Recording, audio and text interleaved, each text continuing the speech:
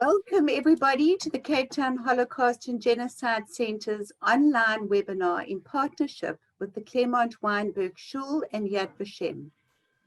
Is it not amazing that regardless of where one lives, we can connect and offer you the most extraordinary speakers from around the world?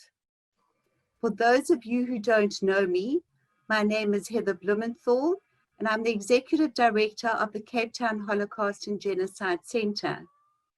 This webinar is dedicated by Eunice Mofsovitz in honor of the Shloshim of her sister Maureen Muranik Minna Bat Yisrael Hirsch of blessed memory. As you all know, August in South Africa is the month when we celebrate and commemorate the role women have played in our country or have made South Africa their home.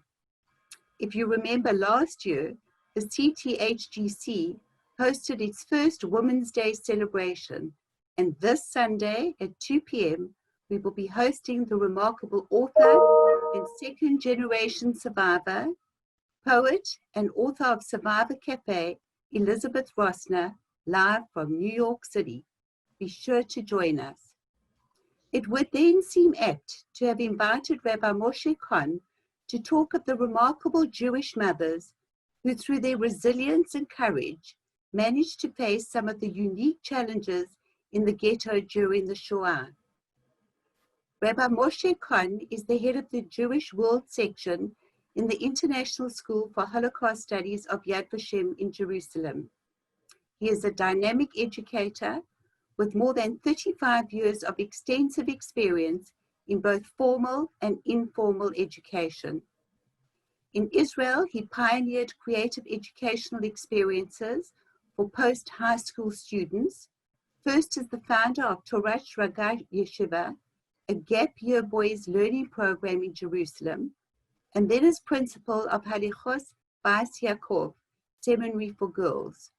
Prior to making Aliyah in 2000, Rabbi Cohn served for almost 20 years as the director of the Central, Eastern, and Southern regions of the Union of Orthodox Jewish Congregations. Before we start, a few housekeeping rules. For the duration of the talk, all cameras and audio will be switched off.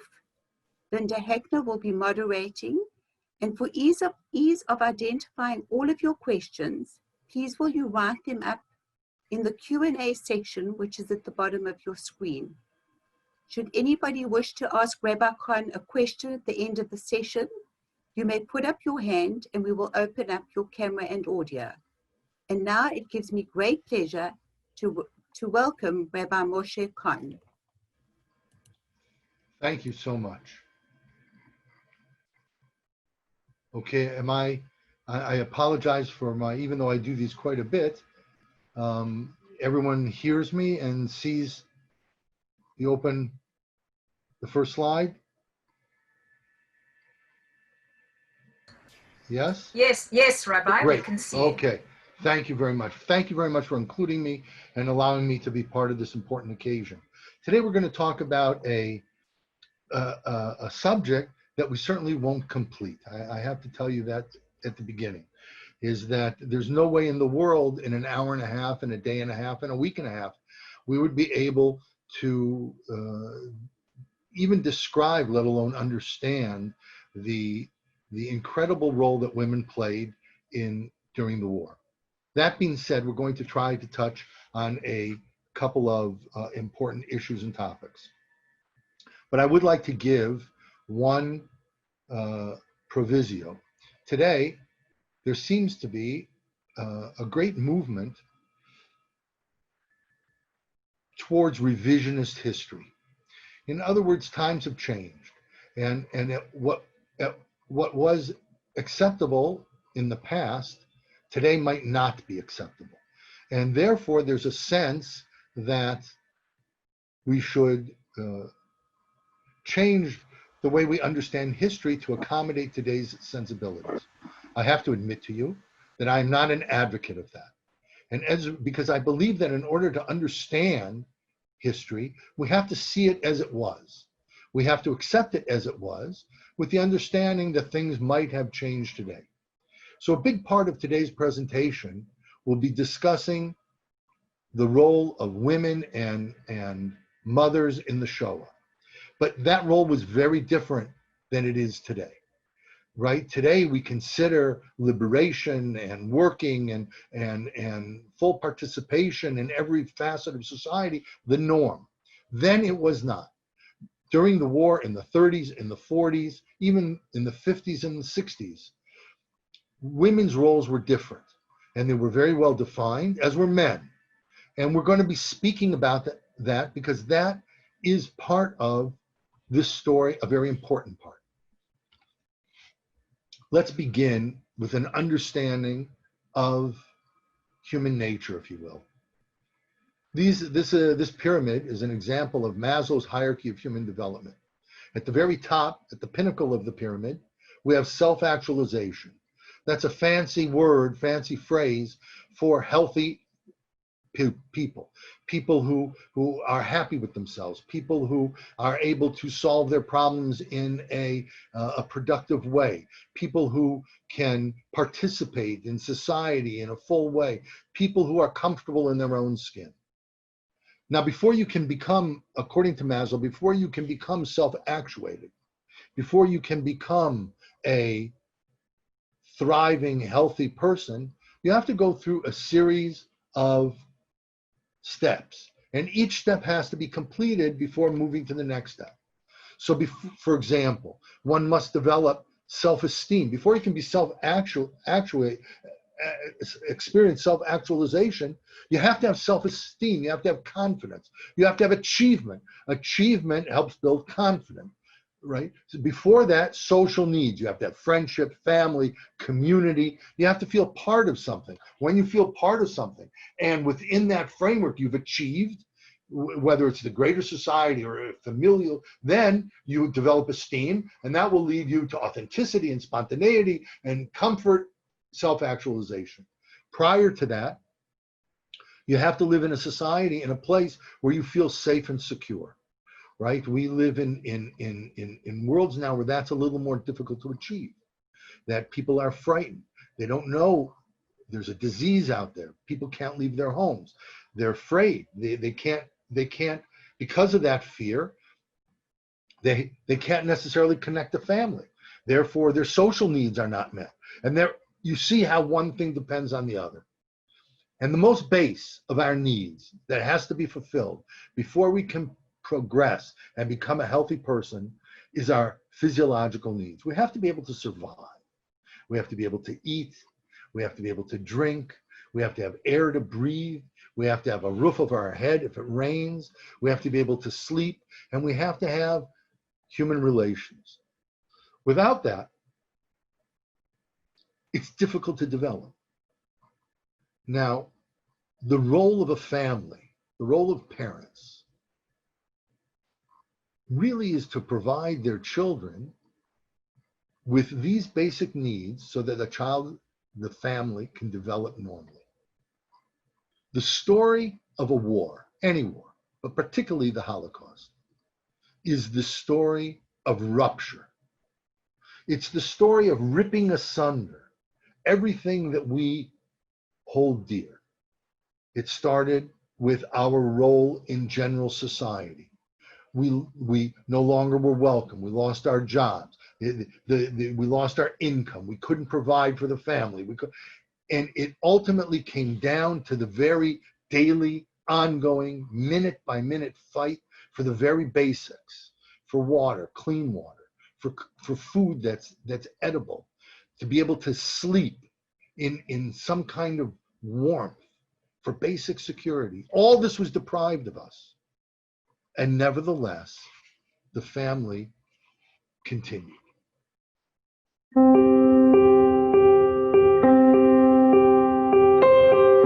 The Jewish world before the war was diverse, not homogeneous. There was no one way to be a Jew. They were traditional and modern and orthodox and progressive and every shade in between. They were Nobel Prize winners and they were tailors and tradesmen. They were wealthy and they were so poor they couldn't afford shoes for their children in the winter. They went to religious schools, they prayed, and they respected the 2,000-year-old Jewish tradition. But they also went to the movies, played sports, and danced the tango. They fell in love. They had fun. They were busy with life, looking toward the future. They did not live their lives in the shadow of the catastrophe looming on the horizon. We often say that it's impossible to understand the scope of the tragedy that was the Holocaust without understanding what we lost. Before World War II, close to 10 million Jews lived, worked, and grew up in Europe. In some places, like Greece and Italy, they had created communities that existed for over 2,000 years. In 4 short years, those communities were obliterated. On the eve of World War II, the interwar Jewish world was creative and complex, a rich mosaic full of change and hope for the future. Within a decade, most of Europe would be conquered by Nazi Germany. By 1945, 2 out of every 3 of these Jews were silenced forever. In the end, it didn't matter who or what they were. To the Nazis, they were all Jews, and that was reason enough to kill them. Emanuel Ringelblum wrote that war changed Jewish life very quickly. One day was nothing like the next. Scenes changed with the speed of a movie. Each month brought profound changes that changed the very foundation of Jewish life. This is what I called before ripping asunder. This is the destruction of community when you had no ability to count on something happening on a regular day. This was rupture. And Emanuel Ringelblum defined that. He said that this is perhaps the deepest, most lasting impact on the Jewish world.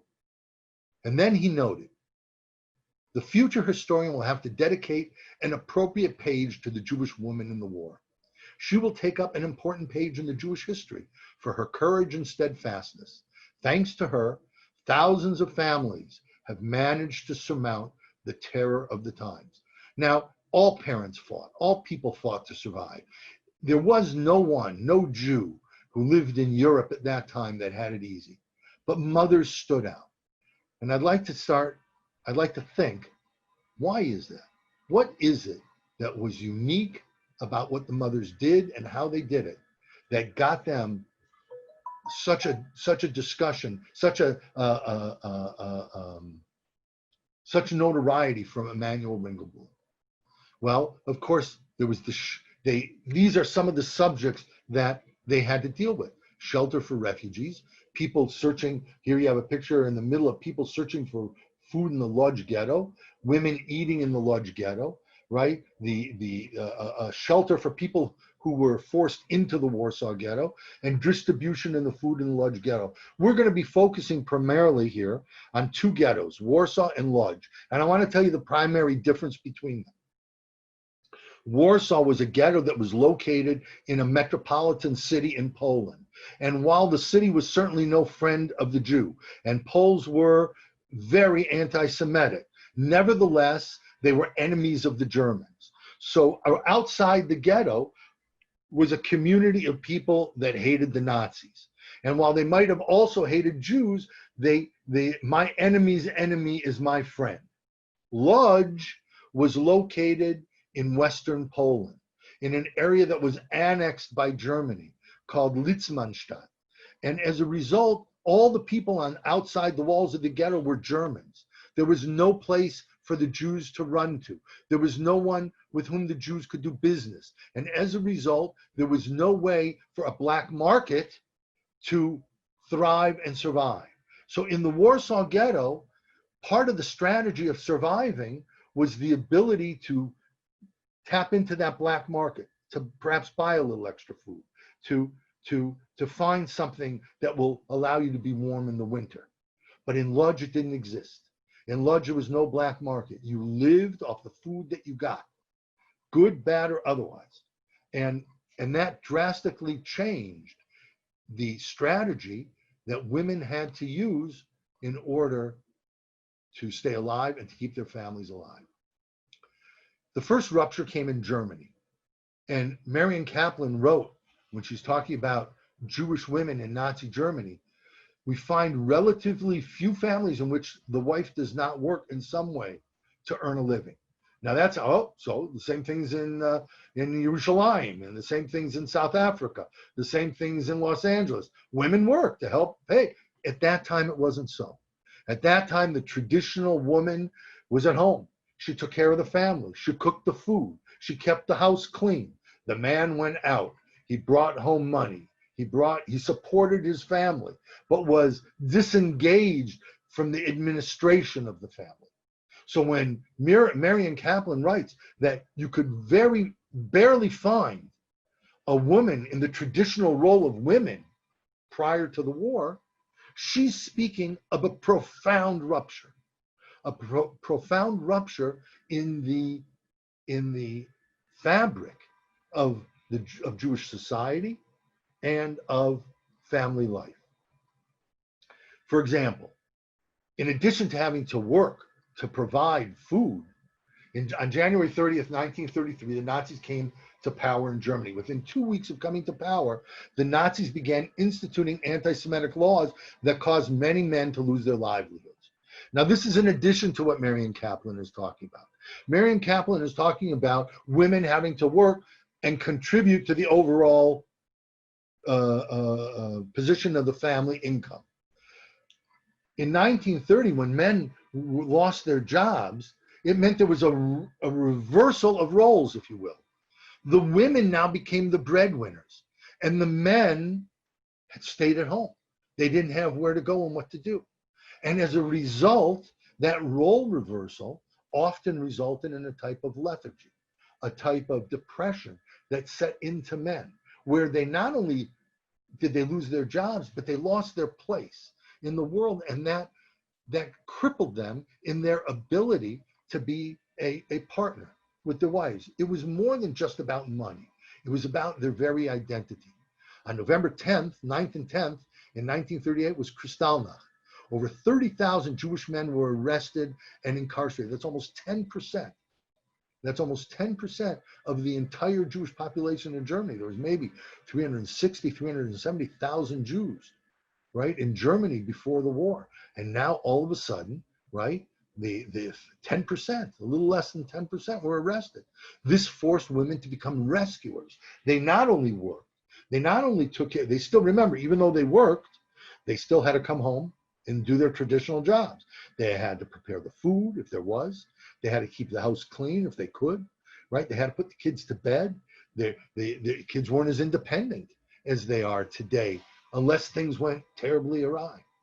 So not only did they have to earn the bread, bring it home, take care of their husbands, who perhaps were depressed and incapacitated, but they also, if the husbands were arrested, on top of everything, they had to try to rescue their husbands.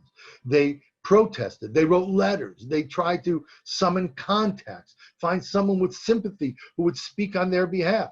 And they were disadvantaged by everything, of course, because they were Jewish. And that was in Germany. Of course, things were much more difficult in Poland.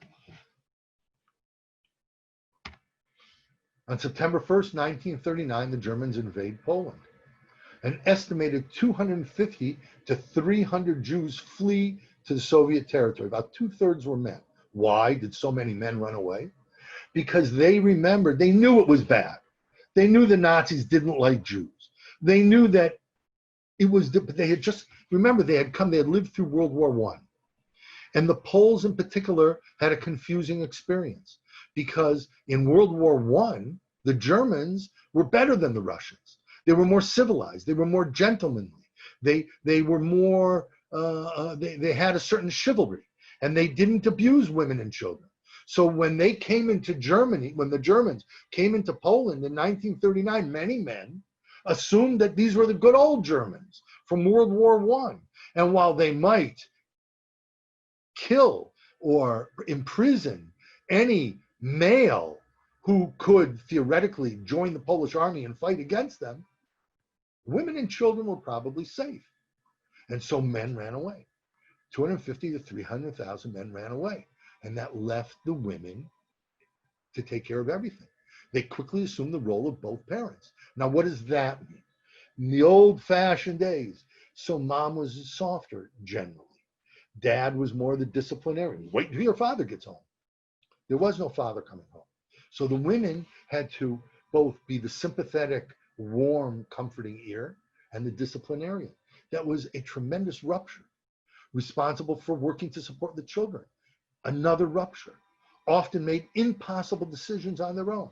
Should we move? How can I move? What if my husband comes back, right? How will we find each other? But what would they do? They didn't have the comfort, the thing that we often take for granted of being able to speak to someone who cares about us and our situation and clarify an idea. And we see that Ava Geller, she wrote, here you have a little biography of her, right? She wrote that men and women had different coping mechanisms. Women were looking for ways to live, to cope. They wanted to survive the situation and get back to normal. They tried harder than men. Men tended to collapse. I know it sounds like a great generalization, and it is a generalization of sorts, and I'm sure we can all come up with exceptions, perhaps from our own family histories. But there was a sense of men folding in onto themselves, of being unable to accept their new position. They couldn't get themselves up to clean the house. They couldn't imagine their wives working all day and bringing home a little bit of money and being exhausted, and they would go out and do the shopping and bring back the food and feed the family and clean up afterwards and bathe the kids and make the bed. They couldn't imagine it. It was just such a foreign concept to them that they couldn't imagine. So she writes, women tried harder than men. My mother, my sister, and I would sell things from our home, exchange them for food, because they did what they had to do to cope, to survive. Whereas men tended to have trouble accepting a different role, changed to that greater extent. And that caused a great burden on the women, and that caused them to. That's this story. The story here is how they handled that burden, how they attempt to deal with the rupture of not only society in general, but their families and yet, yes, their very identities. אפשר להגיד שב-1 בספטמבר 39 התהפכו היוצרות. שעד אז אם הייתה האישה הזאת המפונקת, האלגנטית, שרק דאגה לבגדים שלה, לכובעים שלה, ומאז אבא נעשה ממש חסר אונים. חסר אונים. מה זה אבא? מה זה אבא? אבא זה בן אדם שדואג למשפחה. אבא זה בן אדם דואג שלמשפחה יהיה הכל. והוא עשה את זה עד שסגרו את הגטו.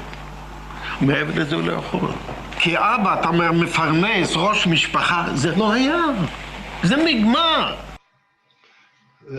These are two people who are remembering their own childhood, and they're speaking about that incredible disenfranchisement that their families went through. Let's talk a little bit about the natures of the ghetto. We mentioned it before, the difference between Warsaw and Lodz, but let's speak about some specifics. The Warsaw Ghetto, at the peak of the ghetto, in about 1942, there was about 440,000 people lived in the ghetto. 30% of the population of the entire city of Warsaw lived in 2.5% of the city. You can't imagine the overcrowding. The food ration was 184 calories a day for non-workers. You certainly couldn't live on that. You had to figure out a way to supplement your daily calorie intake through the black market. That means you sold whatever valuables you had. You did what you had to do in order to get the money to buy something to survive. 80% of the food was smuggled into the ghetto. In 1941, 5,500 people died every month.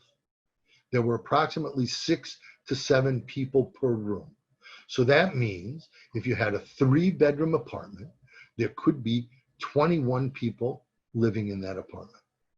And that's basically adults. So there was no privacy. There was no place to let down your hair, to relax, if you will.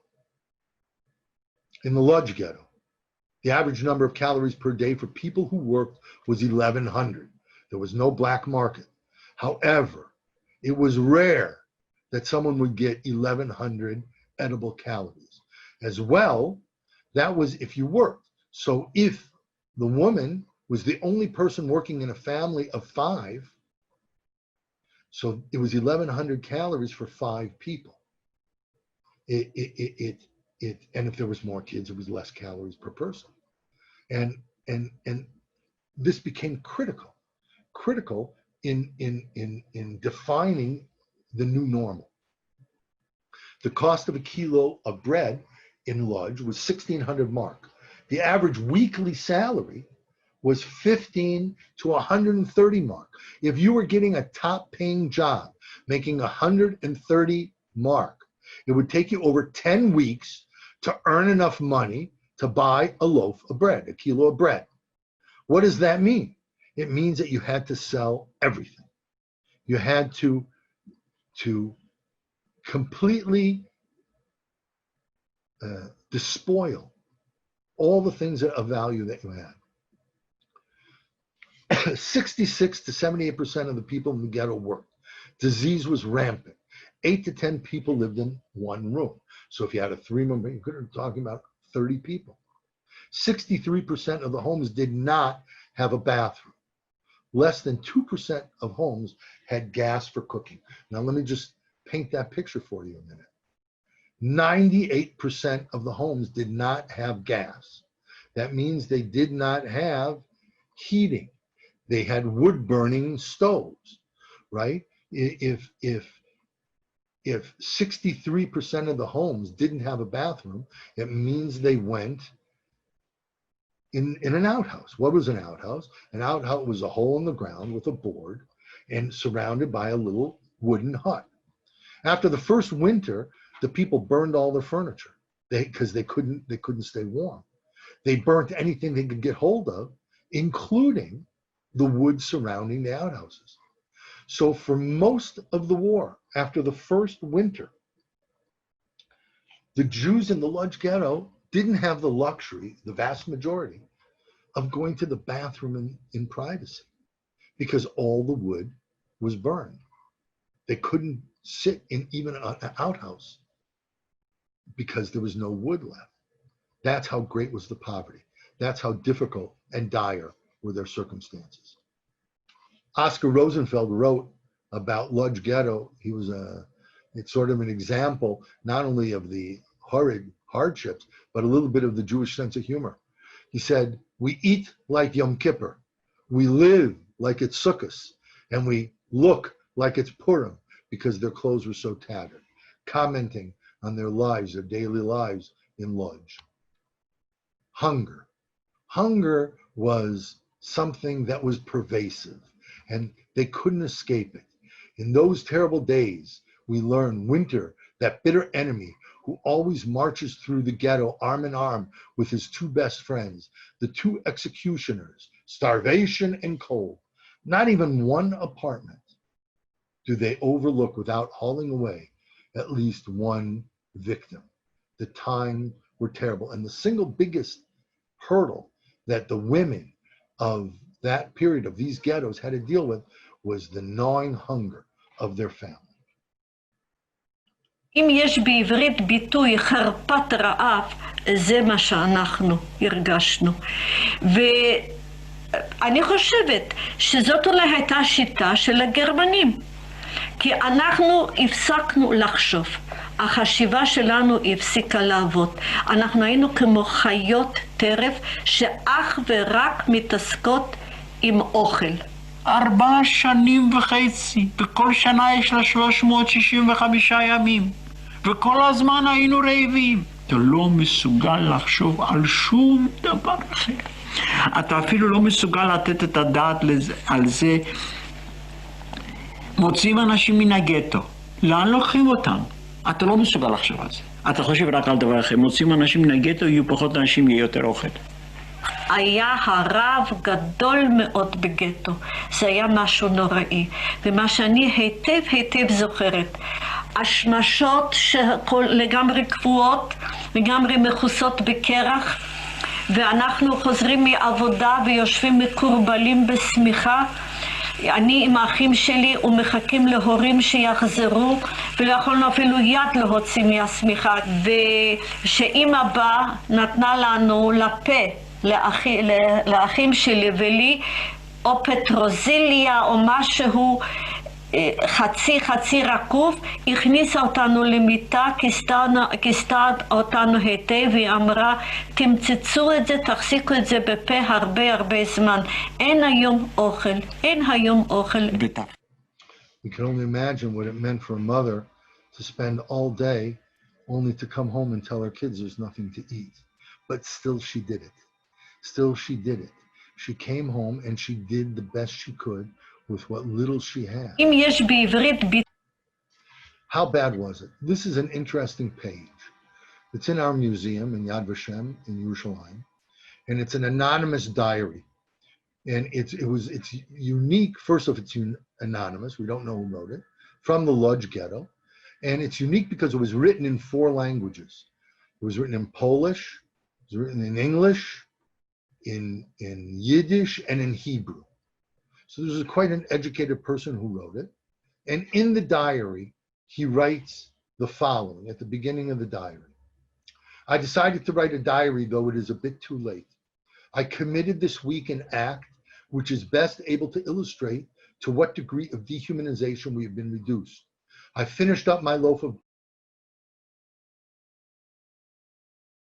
bread, so I had to wait till the next Saturday for terribly hungry, and I had a prospect of living only from the factory soups, which consist of 3 little potato pieces and 2 decagrams of flour. I was lying on Monday morning quite dejectedly in my bed, and there was half of a loaf of bread of my darling sister present. The bread is almost human, it's present with me.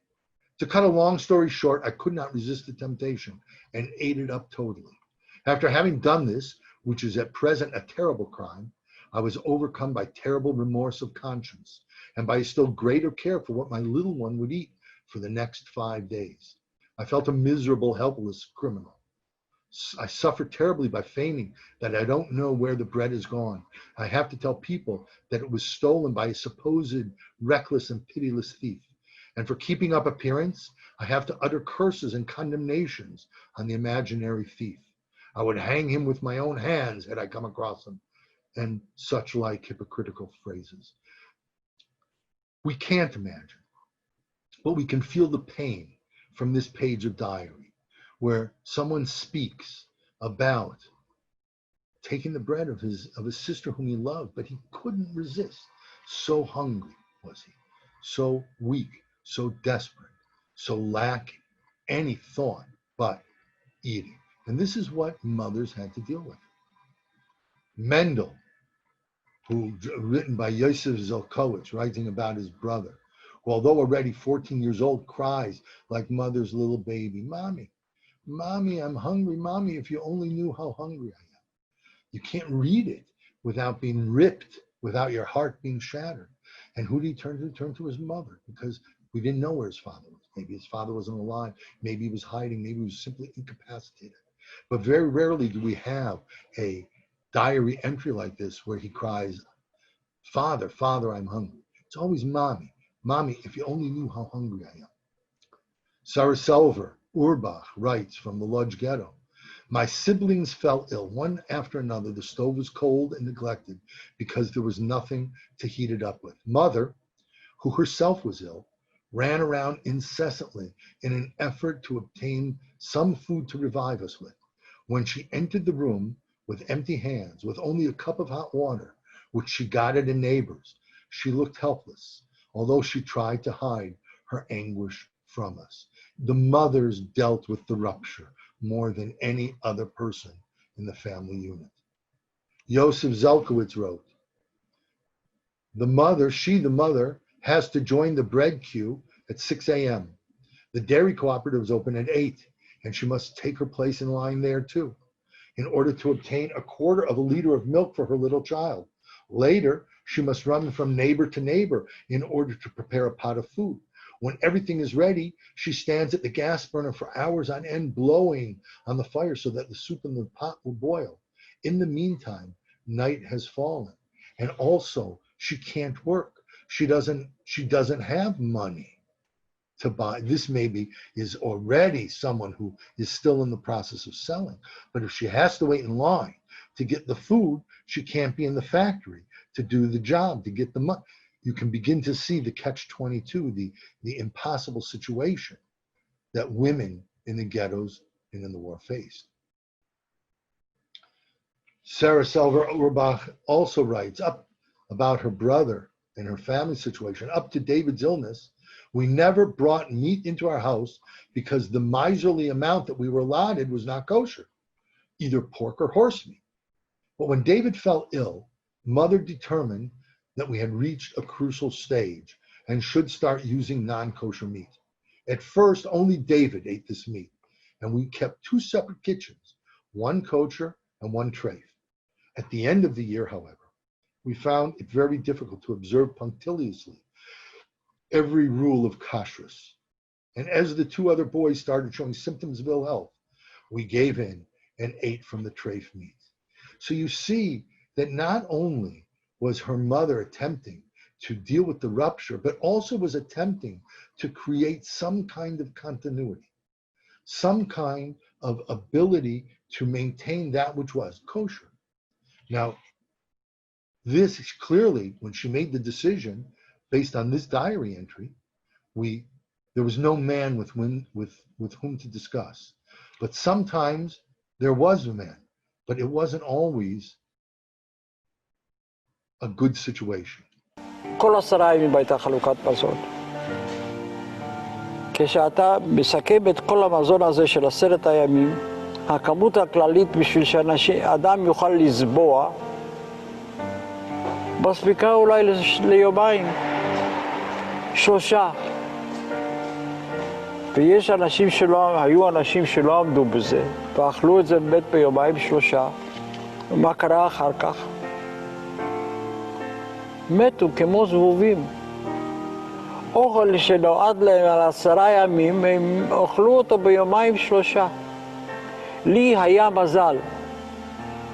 אמא שלי ניהלה את משק ביתה הדל באופן כזה שכל יום הייתה מנתו.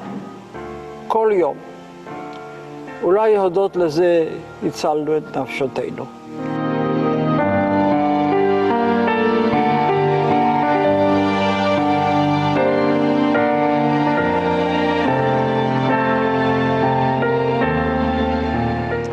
בגטו, כשהגרמנים בהקצבת המזון הוסיפו גם בשר, פרץ ויכוח קשה בין ההורים, בין האבא ואמא. כשהגיע הנקניק הזה, הבשר הזה אלינו הביתה, אמא פסקה שאנחנו לא אוכלים את זה. אבא לא הסכים לדעתה, הוא אמר שפיקוח נפש דוחה הכל ואנחנו צריכים לאכול את זה. והיה ויכוח ביניהם. אמא אמרה שבזכות זה שלא נאכל את זה, ננצל. ואבא לא הסכים, אבא דרש שנאכל את זה, ושאמא תכין את זה. לא אשכח את הוויכוח הזה, שכדרכם של כל ויכוחים בין בני זוג מתגלגלים, לא לאן שרוצים. בסוף אכלנו את הבשר הזה. אבא לא הסכים שנזרוק אותו. אמא הכינה אותו, אבל היא לא אכלה, היא לא טעמה ממנו. היו אחר כך ניסיונות נוגעים ללב לאחד את הקרע הזה. אבל זה לא הצליח. So there's different levels of depth to this story. First, the wrenching decision to eat the meat. And the mother was willing to hold out because she believed that you had to have something to live for. The father took the literal psak, the literal definition of the law, and that is he had to save the life, pikuach nefesh, doches hakol, and that means that you eat the treif meat. And that's the halacha. If you were to ask a rabbi, he would have told you to eat the meat. However, it wasn't just that he wanted to eat the meat, but he expected his wife to prepare it. And she did prepare it after a terrible fight. And to a certain extent, that's one of the ways that women try to preserve some type of continuity, while at the same time dealing with the many ruptures in their lives. This idea of maintaining continuity that we were just introduced to really can be seen to a large extent in the religious community and in women attempting to maintain some kind of religious life like they had before the war. And one of the key days was Shabbos. Shabbos was a day that in Polish Jewry before the war was significant. Even if one wasn't religious, it was still a day different than all others. A social day, a day where you could be with friends. And certainly for religious people, it was a day where you could refrain from work and be together and relish time with the family and relish time with God and relish the ability to think and to pray and to study. But it was a special day for all. Devorah Berger writes that Mother went above and beyond what was needed to keep the family going. The family atmosphere also included the lighting of candles. I have no idea what was used to light them. Shabbat was Shabbat. There were candlesticks and we made Kiddush. Even in the most dire of circumstances, somehow part of providing was making sure that Shabbat was Shabbat. Bracha Carvesser writes, Shabbos lunch is different than all other days of the week. We eat cholent with the ghetto flavor. This cholent contained barley, potatoes. It was seasoned with rather black oil. In spite of everything, I remember its taste, amazingly tasty. These were lucky people. They had something to eat, but it was still far inferior to what they were used to, yet because it was a taste of life before, it was continuity. It was amazingly tasty, she writes. Vladimir writes, when my brother was 13, my mother, though she was hungry, would hide a slice of bread for the rabbi who would come to teach my brother for his bar mitzvah. She herself would not eat the bread, but pay with it for the lessons. How much strength a woman needed to be able in those days to think about my brother's preparation for bar mitzvah. We can't imagine the hunger.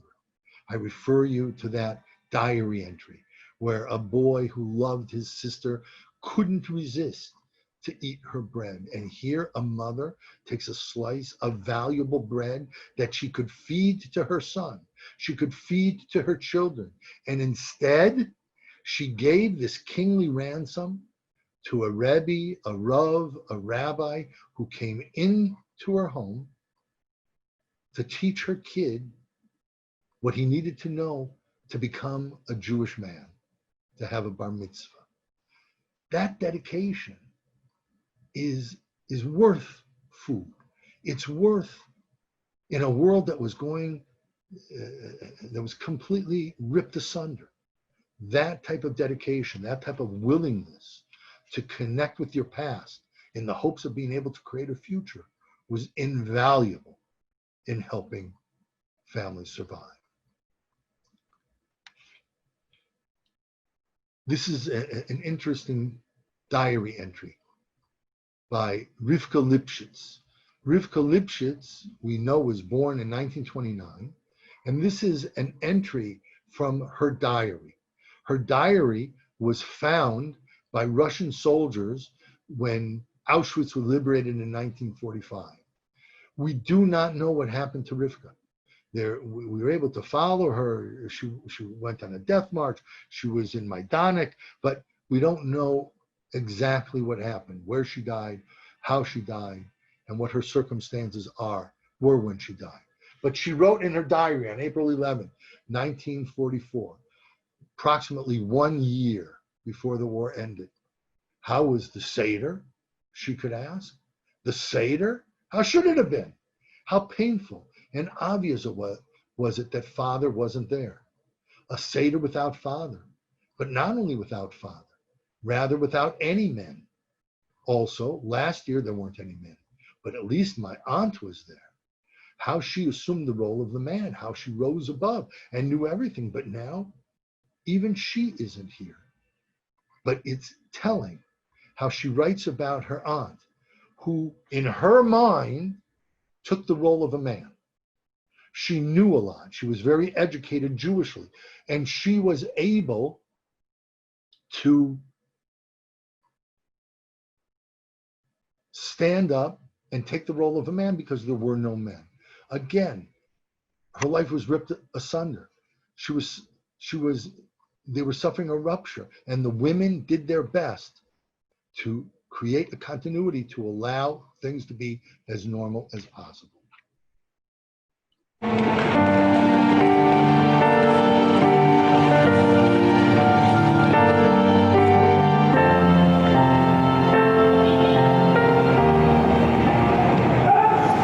הגרמנים ערכו חיפושים בבתי היהודים. כביכול חיפשו נשק. אבל אתם יודעים איפה הם חיפשו את הנשק? בבית המזוזה למשל. והיה שם גרמני אחד שהוציא את הפגיון שלו והוריד את בית המזוזה. אבל הוא לא מתעסק עם בית הזה, הוא היה מברזל, יופח. אז הוא ניגש לקלף, והרים את הקלף. ואמא שדיברה גרמנית כל כך טובה, פנתה אליו וביקשה את הקלף. והוא גירש אותה וזלזל אותה, יהודייה, סליחה. והיא הלכה אחריו בחדר המדרגות כשהוא ירד והתחננה לפניו שייתן לה את הקלף. כי היא לא רצתה שהוא יטמא אותו. עד שהגיעה אחריו לחצר, בסוף הוא זרק לה את הקלף והיא הרימה אותו והיא חזרה הביתה. אבל אני רוצה להגיד לכם שזו הייתה סכנת נפשות. הוא היה עם אקדח, הוא יכול היה להוציא את האקדח ופשוט לירות בה, הוא לא היה חייב למסור דין וחשבון, לא אף אחד לא ירה בה. היום אני חושב שזו היה מעשה שטות, מעשה הפקרות, מעשה לא אחראי, להסתכן בשביל קלף. אבל אז שהייתי גם כן ילד דתי, חשבתי שאמא עושה מעשה של קידוש השם.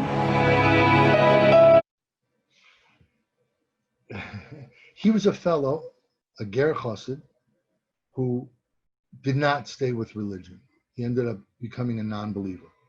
Yet, this act of insane bravery that his mother exhibited in front of him, running after a Nazi so that the Nazi wouldn't throw the parchment of the mezuzah in the garbage, so she could save a piece of parchment.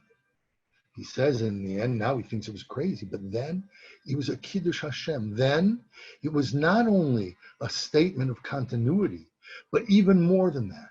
It was an exquisite statement, a battle, if you will, against dehumanization. Because this woman who could understand the symbolism, the holiness of a piece of parchment, exhibited a quality that defied the Nazis, their very mission of dehumanizing the Jew. It was this woman, this frail woman, this hungry woman, this woman, defenseless woman, who had the courage to say, I am a person, I am a Jew, and I demand that you respect the symbols of who and what I am. I believe it was Kiddush Hashem, the sanctification of God's name. We've been speaking almost exclusively of ghettos. I want to bring you now briefly to one of the camps. Women often made promises when they saw that they were being taken away to a camp that they would do something to maintain their humanity and something to maintain their Jewish identity, even in the camps. By the time they got to the camps, they understood quite well that the Germans had no intentions of resettling them in a place where they could work for food, and they were out to kill them either quickly or slowly. Naomi Winkler Munkachi writes, on a dark and foggy Friday night, Sabbath evening in November 1944, we had to go on our usual squads of 5 to work on the 12-hour night shift. We walked bitterly in our tattered clothing through kilometers of mud and filth to the armaments factory. Suddenly, the woman next to me, who was from a subcarpathia, began to speak. I just lit the Shabbos candle, she said, and I listened to what she said with astonishment. She says, I saw 2 electric bulbs and said the blessing on them.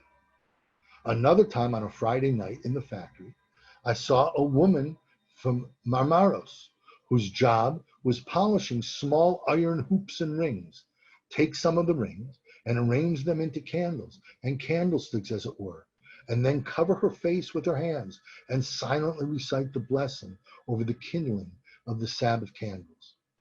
First of all, the obvious courage that it took to try to maintain the lighting of candles in a concentration camp is mind-numbing. We can't understand how they could do it. But on a more subtle basis, they took upon themselves the responsibility of time, of maintaining time. One of the great distinguishers between a human and an animal is their ability to distinguish time. And every week, these women did the very best they could to remember that now it was a special time. It was Shabbos. It was a time where they exhibited courage, where they did their best to keep a promise that they made to themselves and God. And by doing so, they in some strange way, they not only survived, but they thrived. Irina Liebman, she was born in Lodz, Poland in 1925, and she spent World War II in the Lodz Ghetto, in Auschwitz, and then in the labor camp in Germany, and finally in Mauthausen concentration camp in Austria. She immigrated to the pre-state Israel in 1946 and was a volunteer in the Haganah, the Israeli army. Liebman studied librarianship and worked as a librarian. She's published 13 books for children and 2 for adults. Her stories have been made into radio and TV scripts, as well as stage plays, and appear in anthologies and textbooks. She has won the Lamden Prize in 1976 and the Yad Vashem Prize in 1996. And she wrote, "From what magical stream does my mother draw strength for all of this? She's a beautiful and pampered woman who never did a day of physical work in her life. There must be some great hidden force, a force of love, a force of tremendous will to hold on and watch out for us." And I think there is no finer way, no better way that we can describe many of the experiences and of the efforts that were put forth by thousands upon thousands of Jewish women in order to mend the rupture caused by the war, and in order to maintain continuity so that someday, when the war was over, they would be able to continue a life as human beings and as Jews. Now, if you like, I'd be more than happy to try to answer any questions you might have.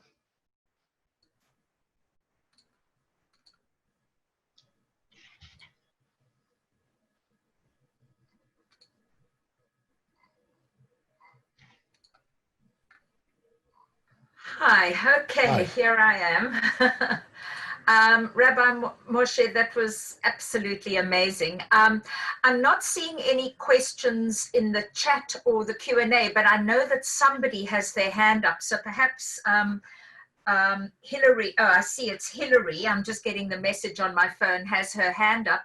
Can we ask Hillary, could you unmute your microphone and perhaps turn on your camera, and then you can ask your question. And while you're getting that ready, I've got a quick question for you first, Rabbi Moshe, because you started off by talking about looking at history through the eyes of how it was then. You can't put your 21st century sensibilities on, early 20th century situations or mid 20th century situations.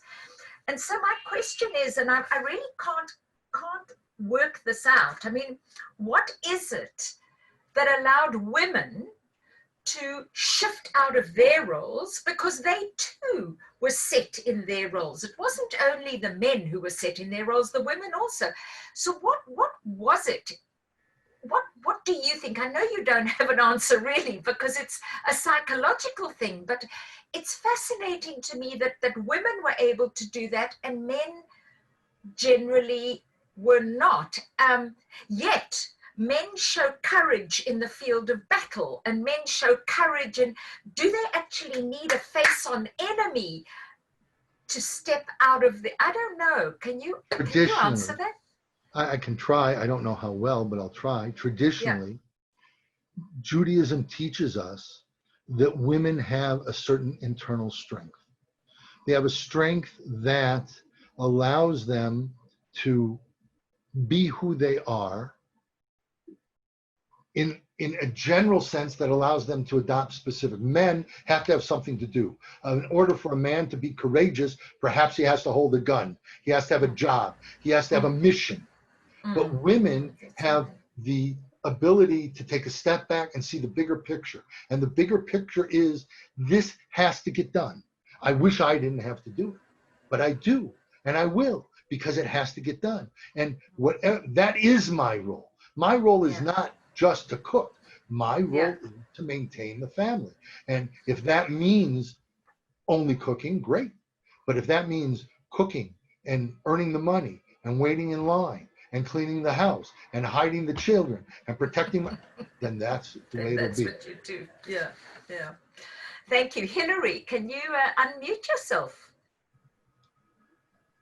Or Justine, can you unmute Hillary?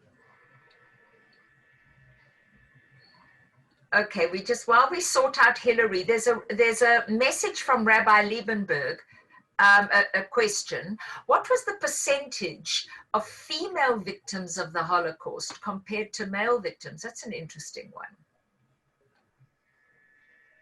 I don't know the exact percentages, but as we said before, when 250 to 300,000 men fled Poland to the Soviet areas, right, when women did not.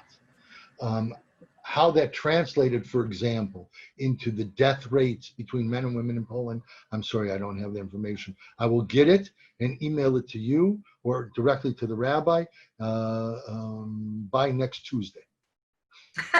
Okay, did you hear that, Rabbi? All sorted. Ladies and gentlemen, there are very few questions coming through, and I know that, I mean, for me also, it was just such, well, firstly, so heartbreaking, the whole thing, and so overwhelming. And you spoke so well about everything, so maybe people don't have a lot of questions. But I also, you know, just that story about the mezuzah, that piece of thing. I think often when people are put into a situation that is so out of, they do things that afterwards they would look back and think, why did I do that? My family tells a story of my grandmother, my Oma, who they ran to China, and they lived in Shanghai, in the Hongqiu Ghetto in Shanghai. And in the Hongqiu Ghetto, in order to have money to live, you had to try to work. My grandmother was a very skilled seamstress, a master seamstress, tailor. And she worked in embassies in what was called the French concession. But in order to get to the French concession, every day you had to stand in front of a Japanese soldier named Goya. And he would give you permission to go or not go. And if for some reason he became angry at you, he could shoot you on the spot. She stood in line one day. She was a tall woman, and he was a very short Japanese soldier. And he looked at her, and he had to look up to her, which infuriated him. And he denied her position. She couldn't go out. So she went home, and she understood that if she didn't go to work, they wouldn't have money and they would starve. So she changed her hair. She put on different clothes. She took off her shoes and she went back in line. That was a crime punishable by death immediately. She got up to him. Thank God he didn't recognize her, and he gave her permission this time, and she went out to work. Many, many years later, I said, Oma, how did you do that? And she says, I have no idea. I don't know how I was crazy. I don't know how I did it, but she did it. And I'm sitting here today because of it. Yeah. Thank God. Hillary said that she didn't have a question. It was a mistake. But I wanted to talk to you about, ask you about,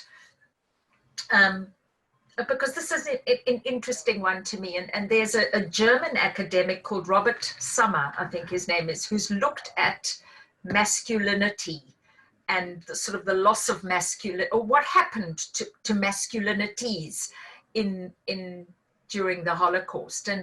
And there are images actually of the trains, when the trains arrive, that the Germans are filled, of men still helping women down off the train in that sort of courtly way. So that notion of being a Ben Adam and a decent human being, just, it doesn't go away easily. And again, remember, these are ways, it depends. Those that came from Hungary are a little different because they were never ghettoized. But those who came from Poland, and I think those were the Europe, Hungarian, they were ghettoized. And still they did this. Because this type of gentleman, this type of chivalry, if you will, is a form of humanity. And the Nazis hated it. The Nazis hated it. And they were often most brutal with the most gentlemanly men who tried to be considerate to the end. Because then it destroyed their notion of the Jew as the beast, as the animal, as the bacteria. If they're behaving like a decent human being, then how do you kill such a person? Avner Kovner once said, when he gave his rallying speech to Abba Kovner said he gave a great speech when they began the rebellion right outside of Vilna, Ponemy Forest, the youth groups, the Shomer HaTzair youth group. He's the one who coined the phrase in the context of the Holocaust, don't go like sheep to the slaughter. Sheep to the slaughter. It's from the Navi, but he's the one who coined it. The truth of the matter is I hate it. And he gave an interview later in his life in Israel that said he regretted saying it as well. That. Because people just have latched onto that, and it just keeps being repeated. But we didn't do it. We were never animals. Absolutely. We went as people that couldn't believe that other people could do such a thing. Exactly. And that's a very, very different lens on the same situation. Yes. And a very different lens, and a human lens.